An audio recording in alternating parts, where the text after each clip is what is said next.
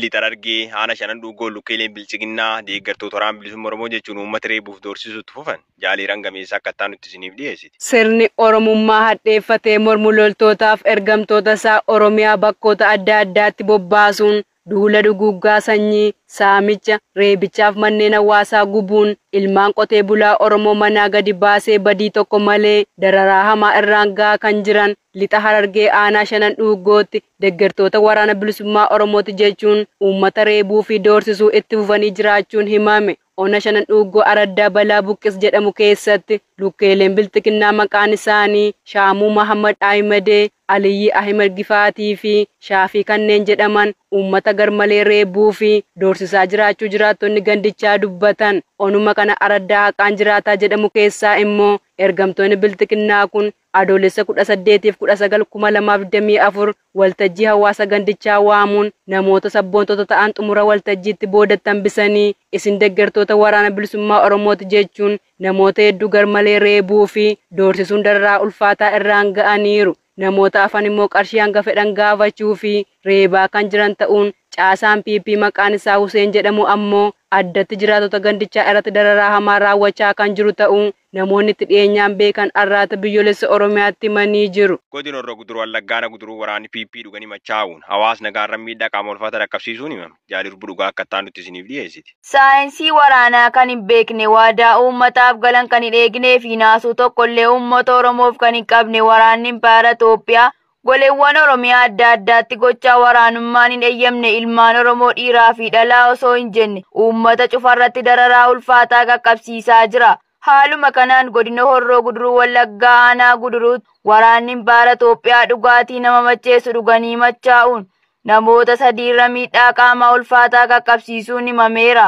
Waraanni faasistii PP gaafa adoolessa 19/2024 galgala ganda Illaamoo Xarafuu jedhamutti dhugaatii alkoolii dhuganii machaa'uun badii tokko malee uummata nagaarratti reebicha hamaa ta'e raawwachuun namoonni 3 miidhaa qaamaa ulfaataaf saaxilamuu maddeen keenyatti dhiyoo'eeran. Nama maqaan isaa Barsiisaa Maammoo jedhamu garmalee reebuun ilkaan baay'ee irraa yommuu cabsan nama maqaan isaa Baalchaa Camadaa jedhamu uuruu qawween dha'anii mataa baqaqsuun nama Addunyaa Barsiisaa jedhamu ammoo harka isaa tokko irraa rukutanii cabsuun miidhaa qaamaa ulfaataa irraan ga'uu maddeen keenya arraata biyyoolessa Oromiyaatti himaniiru. Godin Jimmaa magaal Jimmaa caasaan bilchiginnaa karaa ba'uun hawaasni dhiiga joomsisan jaalmoo sabaa dabalata qabu. Lukkeeleen bilxiginnaa safuu fi safeeffannaa uummata Oromoof tasummaa ilaalcha hin qabne milishootaa fi gaachana sirnaa jechuun ergamtoota isaan utubuu danda'an uummata irratti bobbaasuun kanneen uummata irratti bobba'an kun immoo ergama bilxiginnaan itti kennite galmaan gahuu fi gammachiisuuf jecha garmalee dararaa hamaa uummata irraan gahaa jiru. Haaluma kanaan godina Jimmaa magaalaa Jimmaa gandoota adda addaa keessatti milishaa fi gaachana sirnaa jedhamuun kanneen waamaman uummanni akka dhiiga arjoomu dirqisiisaa jiraachuun ifoomeera. Magaalaa Jimmaa gandoota adda addaa keessatti gaafa adoolessa 20/2024 bakka addaa Ginjoo Guduruutti lukkeeleen bilxiginnaa milishaa fi gaachana sirnaa jedhaman maqaa lammiif jedhuun afaaniin uummata goyoomsaa harkaan immoo ulee fi rasaasaan ilmaan Oromoo magaalichaa dirqamaan dhiiga arjoomsisaa jiraachuu fi dhiigni uummatarraa walitti qabamaa jiru kunis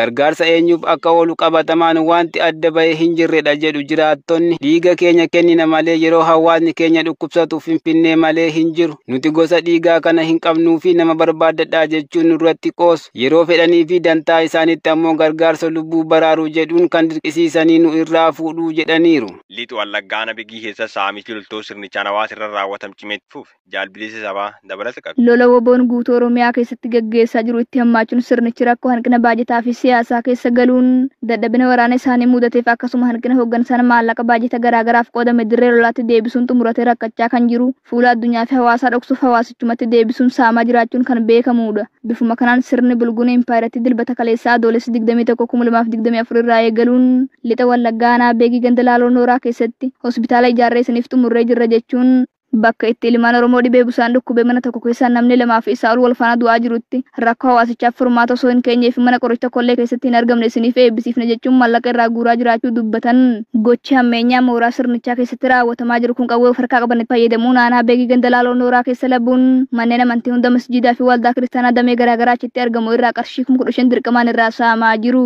Akkanaanis maqaa hospitaala jedhu sababeeffachuun uummanni qabeenyaan isaanii saamamaa jiraachuutti baay'ee gaddaa jiraachuus jiraattonni dabaluun dubbataniiru. Garuu tuqeen biyya laata erganne yoo dabar DRC'n deeggarsa finciltoota M23 jedhame irratti ergame Ugaandaa waamte. Jaalnimoona Fayyisaa akka taanutti isiniif dhiyeessa. Ministeerri dhimma alaa Koongoo gabaasa mootummoota gamtoomanii Ugaandaan garee finciltoota Maarchi 23 moovimentii yookiin M23 deeggara jedhu hordofuun itti gaafatamaa dhimma Ugaandaa matataatiin waamuun isaanii yaadatama. Gabaasni jalqaba baatii kana bahe kun waraanni Ugaandaa garee M23 garee baha Koongoo keessatti socho'uu fi Ruwaandaa waliin hidhata qabu deeggaraa jira jedha. Humnoonni Ruwaandaa finciltoota M23 cinaa socho'aa turuun nageenya naannichaaf walxaxaa akka ta'e ibseera. Itti aanaan ministeera Haajaalaa Giraashaa Yaambaa Kaazaadii jimaata darbetti waamuun himannaa kana irratti mari'ataniiru. Tiwa'aan himannaa kana haaluun Ugaandaan tasgabbii naannoo fi tumsa mootummaa Koongoo waliin taasisuuf kutannoo qabaachuu irra deebi'anii ibsaniiru. Jalqaba baatii bitootessaa keessa Koongoon leellaa loltoota ishee irratti raawwatteef ambaasaaddara Ruwaandaa yaadachiifte turuun Ruwaandaan finciltoota M23 naannoo baatii Shaansuu fi Runyonyii keessatti argaman deeggartee jirti jechuun himattee turte. Haleellaan M23 sadaasa bara 2021 irraa eegalee haaromfameen namoota kumaatamaan lakkaa'aman qe'ee isaanii irraa buqqisuu fi waldhabdeen Ruwaandaa fi Koongoo gidduu jiru akka cimu taasiseera. Koongoon Ruwaandaan lafa albuudan badhaadhe fayyadamuuf yaaluun ishee fi M23 deeggarti jechuun himatti. Himannaa kana Ruwaandaan ni haalte. M23 gosa pirezidaantii Ruwaandaa Pool Kaagame kan ta'an Tutsi irraa ijaarame jechuun TRT Afrikaan gabaaseera.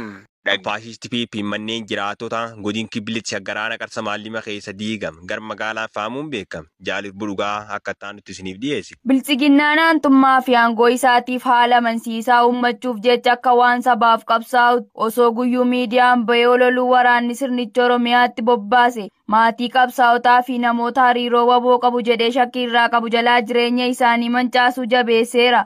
Bifuma kanaanis adoolessa 19/2024 godina kibba lixa shagaraanaa qarsaa maallimaa bulchiinsa magaalaa Adaadii jedhamu keessatti waraanni Goolessaan Piip mana obbo Kumaayitaa nama jedhamu qorqorroo baallee 220 diigachuun gara mooraa waraanaatti akka fe'atan beekameera. Taateen Oromoo irratti bara kana murna bilchiginnaan adeemaa jiru seenaa bara bulchiinsa Minilikiin olitti kan tilmaamamu yoo ta'u uummanni Oromoo impaara Itoophiyaa keessatti waraana faashistii koloneel Abiy Ahimaditti bobbaasuun dhaabbiitti jireenyi isaa barbadaa'ee akka jiru jiraattonni yakki kun irratti taasifamaa jiru ONM'f yaada isaanii ibsaniiru. Godin Qeellam Wallaggaa Ungidaamii jiraattonni nagaan waraana faashistii PP'n hidhamanii hiraarfamaa jiraachuun jabaate. Jaaliiraan gameessa akka taanutti isiniif dhiyeessite. Uummanni Oromoo mirga uumamaa isaa sarbame impaaratti keessatti sabaaf sablammii biroo irraa addaan fo'amuun humnaan cunqurfamee yakka tokko malee hidhamuu, saamamuu, ajjeefamuu fi gidirfamuun jabaatee itti fufeera. Akkuma kanaanis jiraattonni godina Qeellam Wallaggaa Ona Gidaamii rakkoolee jajjabaa waraana abbaa irree Abiy Ahimadiin irratti taasifamu jabaachuun maqaa waraana bilisummaa Oromoo nyaachistuu fi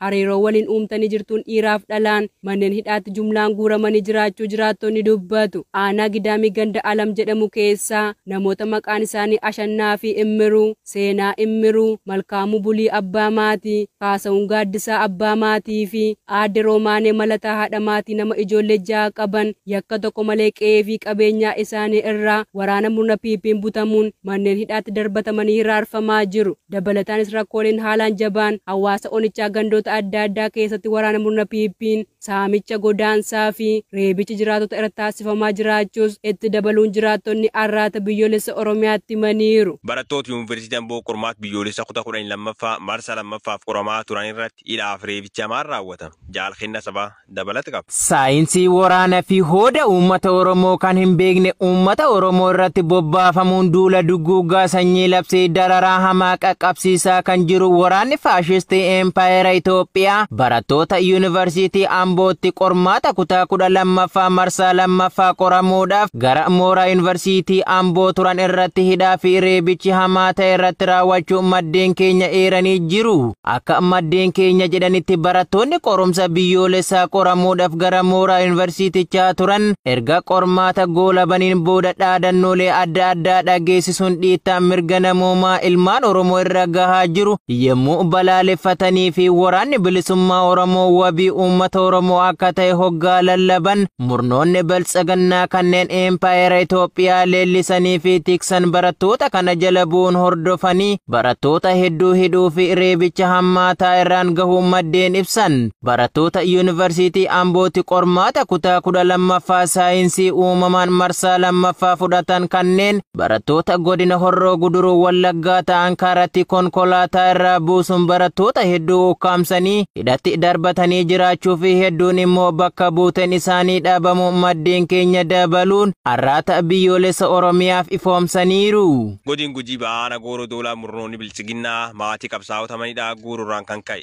daa'imman isaanii rakkoo hamaaf saaxilamaa jiraachuun ifoom. Jaalboori addunyaa bal'inni isaa akka taanutti isiniif dhiyeessa. Lukkeelee fi ergamtoonni impaayera Minilik addatti uummata Oromoo dararuuf godinaalee Oromiyaa adda addaa irratti ajaja koloneel Abiy Ahimadiin bobbaafaman dararaa hamaa uummata Oromoo irratti raawwachaa jiraachuun kan beekamu yommuu ta'u, godina Gujii Aanaa Gooroo Doolaatti maatii qabsaa'ota mana hidhaatti guuruu irraa kan ka'e daa'imman isaanii rakkoo hamaaf saaxilamaa jiraachuun himameera. Aanaa Gooroo Doolaa ganda Waatoo Bureerii jedhamu keessatti kana dura caasaan biltsiginnaa intala keessantu waraana bilisummaa Oromoo keessa jira jechuun nama obbo Alamuu Halakee Jaldoo jedhamuu fi haadha manaa isaa Dasjennee Alii kan jedhaman ukkaanfamuun yeroo dheeraaf waajjira poolisii Onichaatti hidhamanii dararamaa kan jiran yommuu ta'u, manni isaanii qorqorroon sadii harka loltoota impaayera Itoophiyaan jalaa gubachuun namoonni itti dhiyeenyaan beekan ni dubbatu. Ijoollonni isaaniis qaama isaan kunuunsee guddisuu dhabuudhaan jireenya dhabanii rooba gannaa keessa daandii irratti rakkoo hamaaf saaxilamanii jiru. Daa'imman kunis maqaan isaanii Abdiisaa Alamuu daa'ima waggaa 9, Xulaa Alamuu daa'ima waggaa 7 fi Bilisummaa Alamuu daa'ima waggaa 5 kan ta'an osoo haadha abbaa fi obboleeyyan qabanii akka ilmaan hiyyeessaa jireenya gadadoof kaadhimamuun miidhaa hamaa argaa jiraachuun barameera. Kana malees obboleewwan shamarranii 2 kanneen maqaan isaanii Obsituu Alamuu fi Ajjituu Alamuu jedhaman obboleettii keessantu woboo keessa jira jechuun haadhaa fi abbaa isaaniitti dabalanii maatii tokko keessaa nama 4 mana hidhaatti darbachuudhaan daa'imman 3 kun rakkoo hamaaf saaxilamanii jiraachuu maddeen keenya itti dhiyoo jiran itti dabaluutiin har'aata biyyoolessa Oromiyaatti himaniiru. Garuu duheen biyya laata arganne yoo dabar waraanni Israa'el misaali Yemen irra dhukaafan kuffisu dubbata. Jaalnimoona Fayyisaa dabalata qaba. Ittisni qilleensaa Israa'el misaala lafa irraa gara lafaatti furguggifame dilbata ganama Yemen irraa dhukaafame to'achuu isaa waraanni biyyatti beeksise. Sirni ittisa misaa'ilaa isaa Arrow 3 piroojeektilii kana osoo gara naannoo Israa'elitti hin qaxxaamurin dura kuffisee akka ture ibseera. Utuu addaan hin kuttin dura saayiraniin aleellaa qilleensaa magaalaa buufata doonii galaana diimaa Eilaalaat kibbaa Israa'el keessatti dhaga'ame jiraattonni da'annoo argachuuf akka fiigan taasiseera. Guyyaa tokko dura xiyyaaronni waraanaa Israa'el diroonii garee Iraaniin deeggaramuutiin furguggifame Teel Aviv rukuteef deebii kennuudhaan bakka waraana'uutiin naannoo buufata doonii Yaman Odeeyida jedhamutti rukutanii turan. Israa'el aleellaan kaleessa Yemen keessatti Huutii irratti raawwatte erga aleellaan onkololeessa 7 Hamaas Israa'el irratti raawwatte kan jalqabaa yoo ta'u, Huutiin garuu galaana diimaa irratti dooniiwwan Israa'elii fi hidhata Israa'el qaban aleelu hanga magaalaa guddoo Israa'el Teel Aviv rukutee miidhaa qaqqabsiisutti ga'u dhaabbanni oduu Rootersii fi miidiyaaleen gabaasaniiru. ilmaan Oromoo irreef gaachana uummata Oromoo kan ta'e gooticha waraana bilisummaa Oromoo diinagdeen jabeessuuf gumaacha godhan haalaan cimsanii itti fufanii jiru. Haaluma kanaan gurmuun ABO waboo biyya Neezerlaandi deeggarsa ABO waboof godhu itti fufuun marsaa 10ffaaf buusii miseensummaa fi yuuroo 1,500 Irbuush Niggaaf ammoo yuuroo 1,800 walumaa galatti yuuroo 3,300 qarshii impaayera Itoophiyaatti ammoo 389,400 waboof arjoomanii jiru. Gumaachi gootichaaf godhamu ittuma fufuun gareewwan maaxee gaachana Oromiyaa damee gambii jalatti gurmaanii jiran marsaa 18ffaaf gumaacha godhaniin maaxeen garee abbaa seenaa qarshii 9,000 gareen tolee qarshii 3,000 gareen faajjii gootaa qarshii 2,100 fi gareen faana jaalbattee urgeessaa qarshii 1,600 gumaachanii kan jiran oggaa ta'u walumaa galatti maaxeeleen kunneen qarshii impaayera Itoophiyaa 15,700 waboo biraan ga'anii jiraachuu gabaasa ajaja ol aanaan ABO waboo har'aata biyyoolessa Oromiyaa dhaqqabsiisaniin beekuun danda'ameera. Nutis galanni keessan bilisummaa haa ta'u ittiin jenna. Horaa bulaa deebanaa injifannoo. Ashama kabajamtoota daawwattoota keenya oduun biyya keessaa akkuma araada biyyoolessaa Oromiyaa irra kan dhaggeeffachaa turtanii amma gama oduu gama biyya alaa isin dabarsina. Akkuma beekamu guyyaa kaleessaa pirezidaantiin Ameerikaa kan duraanii Tiraamp osoo inni walgahii deemaa jiru iddoo wantaarra leenya walgahii uummata haasawa isaa jirutti rasaasa itti banamuudhaan nama lama kan du'anii fi inni illee mataa dhahamee hedduu diineerraa dhangala'ee kan boodigaardii kan waardiyaan isaa itti marsuudhaan makiinaa keessa kaanii kan deemanidha. Yeroo ammaa kana keessatti ijoon biyya addunyaa ta'uudhaan kan waliigatti haafamaa jiru Tiraampii yaalee jechaadha. Maaf irra gaggeeffame Tiraampii ajjeesuudhaaf kaayyaa gaggeeffamee jechaa jira. Kunis kan ta'aa jiru duula filadhaadhaa kan yeroo ammaa tana bara 2024 keessa jiru kana keessatti Ameerikaa keessatti gaggeeffamaa jiru paartii Rippaabilikaa bakka bu'uudhaan Tiraampii dorgommiirra jira. Paartii Dimokiraasummaa bakka bu'uudhaan immoo Joo Baayiden dorgommii jira. Yeroo torbee dabre keessa wal mormii gaaffii deebii daqiiqaa 90 CNN miidiyaa guddaa addunyaatti dabraa turetti Tiraampii waan injifateef Joo Baayiden waan injifateef yeroo ammaa kana keessatti Joo Baayiden nama umurii waggaa 80 takkaa waan ta'eef haasawinsaa wal harkaa dha'uudhaan waan silaa jechuu barbaade waan biraa dubbachuudhaan dorgommii afaan irratti mo'amee ture. Kanaaf yeroo ammaa kana keessatti akkamiin dorgoma waan jiruuf shira garaagaraa xaxamaa jira. Akkuma beekamu yookaan viidiyooleen garaagaraa kan Tiraampii yeroo gaggeeffamanii mul'atu. Guy on the roof with a rifle. Next thing you know, 5 shots ring out. We were just about to go live on the BBC World Service. We heard some shots fired. Everyone was very... Akkuma beekamu viidiyoo yeroo sanatti yerootti Tiraampii rasaasaan mataa keessa dhahamee irraa kan mul'isu waraabamee jira. Kanaaf yeroo ammaa kana keessatti addunyaan duula hamaa keessatti aangoo anaa qabataa kan anaa qabata kan jirutti wal lolaa wal ajjeesaa jirti. Kanatti aansuudhaan pirezidaantiin biyyoota garaagaraa akkuma beekamu guyyaa irraan tanaa biyya ministeera biyya Ahmed kan Itoophiyaalleen gadda guddaatu na dhaga'ama. Jechaadha pirezidaantii Tiraampii irratti gaggeeffamu isaa jechuudhaan gaggeessaa jira. Dabalataan akkuma beekamu guyyaa lama dura Itoophiyaa waraana Somaalilaandii waraanni Hargeysaa waan Somaalilaandii biyya ari'aa taate kan amma yeroo ammaa tanaa kana gaggeeffamaa jirtu. Leenjiidhaaf karaa Itoophiyaadhaa kan seenaa jiran gaarii hedduun kan garsiisu hanga nama 5,000 jedhama 10,000 jedhamaan beekamu leenjisaa jirti. Kunillee yaaduu guddaa akka lolli ta'uuf waraana Somaaliyaa fi Itoophiyaa gidduutti uumaa jiru isaan gaafaati. Inni dabalataa akkuma beekamu mormii magaalaa Keeniyaa keessatti guyyaa lamaan sadeen sababa biilii gibirri kabajabalamu jechuudhaan keessatti wal qabachuudhaan paarlaamaa sagalee kanneen kan raggaasitollee ummatichi mormuudhaan Ruutoon pirezidaantiin biyyattiidhaa akka dhaabbatu taasifamee ture. Kanatti aansuudhaan Ruutoon maaliif gibira dabaluu waan barbaadeef liqii guddaan biyya keenyaa irraa waan jiruuf kun akka hafuufiin godhaa jee ture uummanni waan hin fudhanne. Kanaaf amma kanarratti kan ka'e guyyaa sana uummanni hiriira guddaan beefamee ture. Hiriira sanatti namoota hedduu du'ee ture. Akkuma beekamu karaan odeeffannoo BBC News afaan Oromoo irraa harkaa kanatti iddoowwan gartee nama afaananii ittiin ajjeefaman kan daawwatamaa guyyaa kaleessaa gaddaa qaama namaa ciranii chaafu ka'ee darbamee argamee jira. Kunis yaaddoo guddaa uumee jira. Inni dabalataa kaabineewwan isaa hundaa'u isinii waan kana dhalee isin waan kana hojjetee jechuudhaan Ruutoon hojiirraa kaabinee 21 guutuu ari'ee jira. Kanaaf oduu waan keenya kan guyyaa irrattiif kan gitu qabanne isa kana fakkaataa waan hordoftanii galtoomaa. Akkasumatti yaadni keessanii samileen waan nutuuf komentii nu kannaa laayik sheer sabsiraayib godhuudhaan nu jajjabeessaa isin jenna.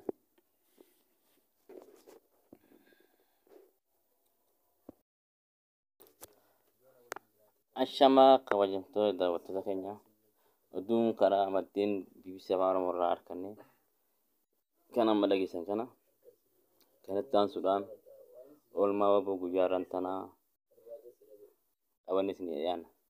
Akkuma beekamu jajjabeen adda bilisummaa Oromoo Oboon akkuma beekamu halkanii guyyaa tarkaanfii mootummaa maafiyaa biltiginnii irratti fudhachuu akkamitti fufee jira.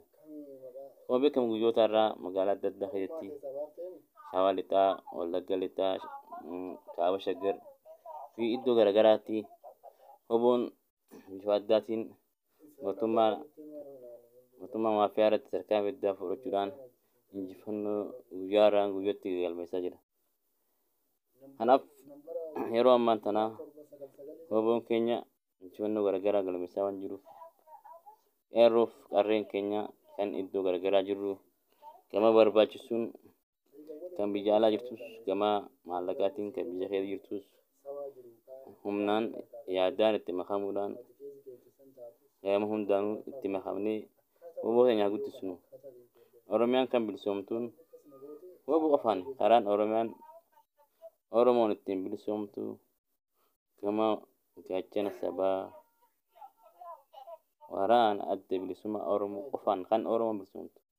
Kana ta'uu beeknee waan miidiyaan biltiginnaa halkanii guyyaa oofuu olola isaan oofuu irra barannee olola isaan osoo hin dhageenyetti yaadaanis gochaanis ta'ee infoormeeshina garaagaraa yeroo mootummaan waraana karaa obootti ergus infoormeeshina dabarsuus ta'ee waan garaagaraatiin oboo cinaa dhaabbannee Oromiyaa teenya bilisoomsinu siin jenna.